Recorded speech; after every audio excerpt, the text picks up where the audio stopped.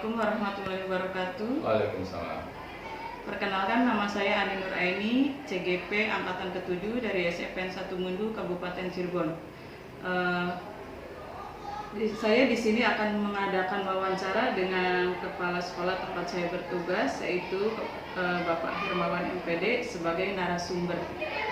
Assalamualaikum Pak. Waalaikumsalam. Apa kabar Pak? Alhamdulillah baik.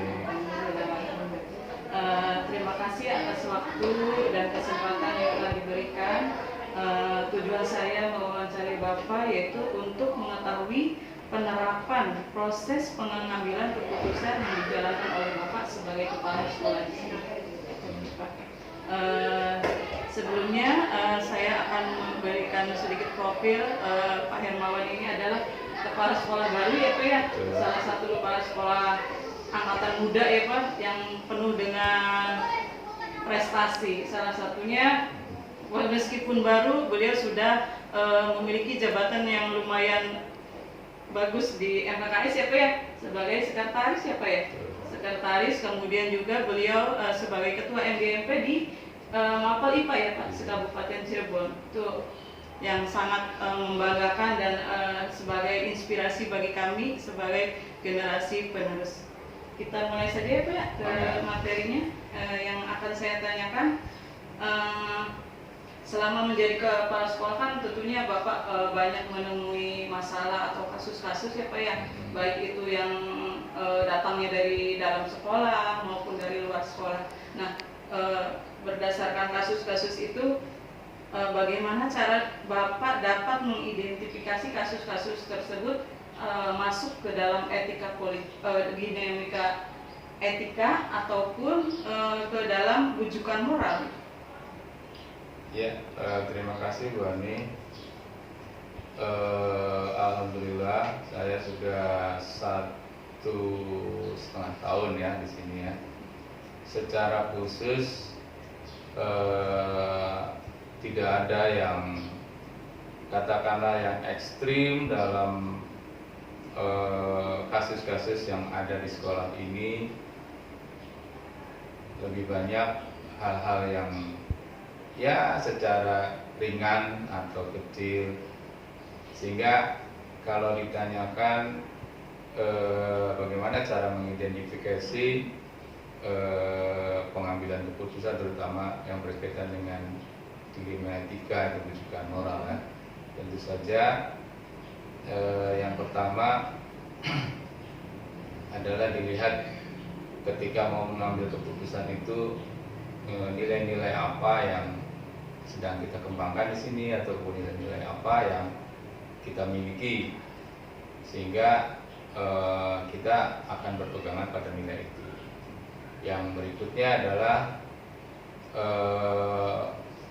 kira-kira keputusan nanti itu akan menghasilkan keputusan yang adil bagi semua orang di sini, atau nanti keputusannya kurang begitu adil. Yang berikutnya adalah mengidentifikasinya adalah keputusan tadi akan berakibat menghasilkan satu hal yang penting bagi 1-2 orang atau banyak orang. Nah, beberapa identifikasi seperti itulah saya akan mengambil keputusan. Tentu saja keputusan itu biasanya sih tetap saja tidak akan menyenangkan semua orang ya. Jadi ada saja yang tidak puas, tetapi kalau keputusan memang harus tetap diambil seperti itu. Yang selama ini biasanya yang lebih banyak itu yang dilema etika ataupun rujukan moral Pak, yang selama ini Bapak sering mengatasi itu masalah? Yang paling banyak, yang paling dilema etika. Ya, Pak, ya. Nah, kemudian selanjutnya bagaimana Bapak menjalankan pengambilan keputusan terutama untuk kasus-kasus yang mempunyai dua kepentingan atau dilema etika itu Pak, yang biasanya kan sama-sama mempunyai nilai-nilai kebajikan ya Pak, itu bagaimana cara menjalankannya? Yang menjalankannya tentu saja yang paling tetap saja tadi saya sampaikan bahwa hal itu pasti tidak akan menyenangkan semua pihak. Namun demikian tentu saya harus berupaya untuk menjaga, yang paling utama adalah menjaga keutuhan dan kekompakan dari seluruh warga di sini ya. Karena keutuhan dan kekompakan seluruh warga di sini sangat diperlukan, penting untuk keberlangsungan kita dalam kehidupan melaksanakan kegiatan sehari-hari. Namun demikian, karena tadi memang harus diputuskan, ya tetap akan diputuskan gitu ya. Jadi ya tadi ada 3 hal yang saya pertimbangkan tadi yang akan saya gunakan. Berarti itu adalah 3 hal sebagai prosedur ya, yang biasanya betul. Bapak lakukan untuk memutuskan suatu masalah atau kasus itu ya Pak ya. Nah, kemudian hal-hal apa saja selama ini yang Bapak anggap lebih efektif dalam pengambilan keputusan pada kasus dilema itu? Hal yang paling efektif itu menurut Bapak? Yang paling efektif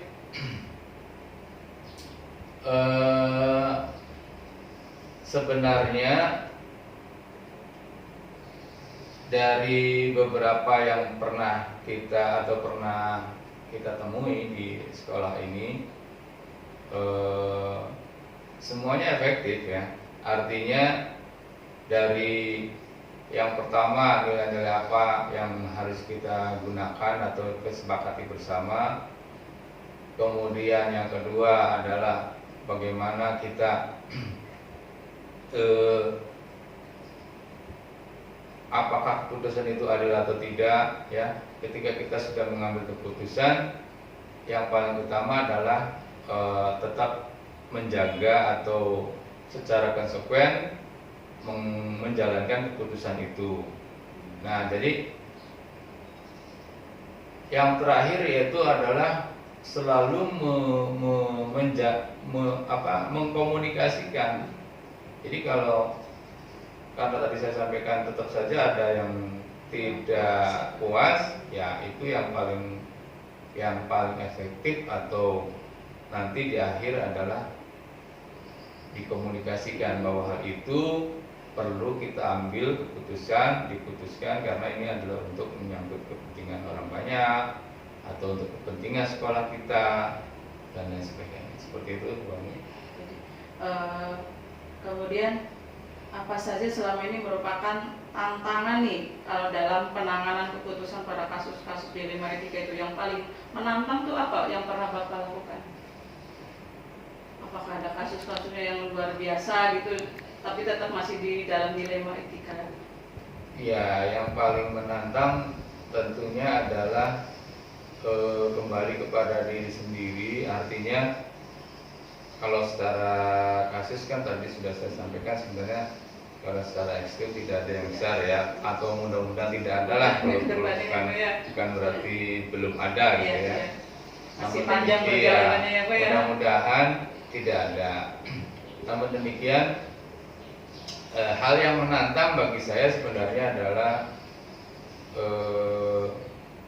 yaitu tadi bagaimana caranya bahwa setiap keputusan yang saya ambil itu tetap menjaga keutuhan dan kekompakan kesatuan warga kita. Kan itu yang penting, karena itulah yang akan terjadi setiap hari, karena kita akan datang setiap hari ke sini.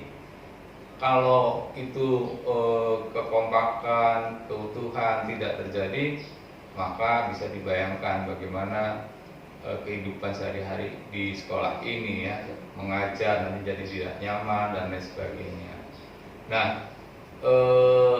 yang paling ada satu lagi yaitu ya tadi, karena ini sebuah dilema, maka tetap kita harus putuskan. Nah, itu saja sebenarnya. Meminimalisir ya Pak ya. Bagaimana cara meminimalisir hal-hal yang tadi yang tidak puas tadi. Nah, apakah setelah ada kasus yang muncul nih cara ini ya Pak, cara menyelesaikannya tuh? Biasanya Bapak dapat kasus nih. Nah, setelah muncul itu bagaimana? Apakah Bapak langsung menyelesaikan di tempat atau misalkan Bapak nih perlu dijadwal nih, nanti harus dipikirkan terlebih dahulu, atau misalkan ada prosedur khusus yang biasa Bapak lakukan? Iya, kalau saya biasanya sih dipikirkan dulu ya, Tidak berpikir cepat ya, Pak, ya? tidak berpikir cepat. Saya termasuk orang yang tidak langsung memutuskan, jadi kadang-kadang atau seringnya adalah kita pikirkan dulu, kita minta pendapat dulu yang lain seperti apa, kemudian baru mengambil, ya itu berarti kita mengambil prosedur ya, langkah-langkah yang kita pakai. Jadi tidak berpikir cepat, harus diputuskan di tempat gitu ya Pak ya? Ya memang akan nanti tergantung kepada jenis permasalahannya juga. Tergantung rumit tidaknya ya, kasus yang dihadapi ya Pak ya. Nah kemudian tadi sudah disinggung sih, tadi ada yang ada seseorang yang harus ini ya Pak. Saya perjelas lagi, apakah ada seseorang atau faktor-faktor yang mempermudah atau membantu dalam pengambilan keputusan dalam kasus dilema etika? Biasanya ada yang Bapak biasanya minta bantuan ke siapa? Yang pertama kita minta bantuan ke teman-teman yang lain. Artinya teman-teman yang lain atau guru bapak ibu guru yang lain juga pasti punya pendapat, sehingga kita juga perlu mendengar pendapatnya mereka. Kemudian kita juga punya komunitas, kita juga akan minta pendapat komunitas. Jadi pada dasarnya saya seringnya adalah meminta pendapat terlebih dahulu sebelum memutuskan. Dan ini pertanyaan terakhir Pak, dari semua hal yang telah disampaikan tadi, pembelajaran apa yang Bapak petik dari pengalaman sampai saat ini ya Pak, Bapak menjadi kepala sekolah dalam mengambil keputusan dilema etika ini? Pembelajarannya adalah bahwa setiap keputusan yang kita ambil itu tadi ya, yaitu pada dasarnya seringnya adalah tidak bisa menyenangkan semua orang gitu ya. Sehingga yang dapat kita kerjakan adalah meminimalisir orang-orang atau kelompok atau orang-orang tertentu yang merasa tidak puas. Artinya lebih banyak yang setuju, lebih banyak yang puasnya, lebih banyak yang senangnya. Itu yang pembelajaran bagi saya, sehingga yang paling penting adalah sedikit mungkin orang-orang yang merugikan orang lain atau tidak puas akan keputusan yang Bapak ambil, itu ya Pak ya, meminimalisir itu. Assalamualaikum, saya Terima kasih Bapak atas waktu dan kesempatannya dan informasi yang telah diberikan. Untuk ini adalah untuk memenuhi salah satu tugas saya Pak. Sebagai seorang CGP harus mewawancarai 2 atau 3 kepala sekolah. Terima kasih banyak Pak.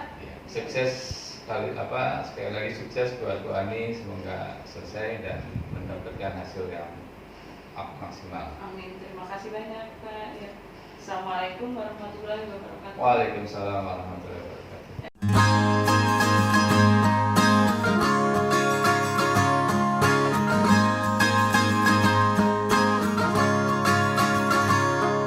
Mimpi adalah kunci untuk kita menaklukkan dunia. Berlarilah tanpa lelah sampai engkau meraihnya. Laskar pelangi takkan terikat waktu. Bebaskan mimpimu di angkasa, warnai bintang di jiwa.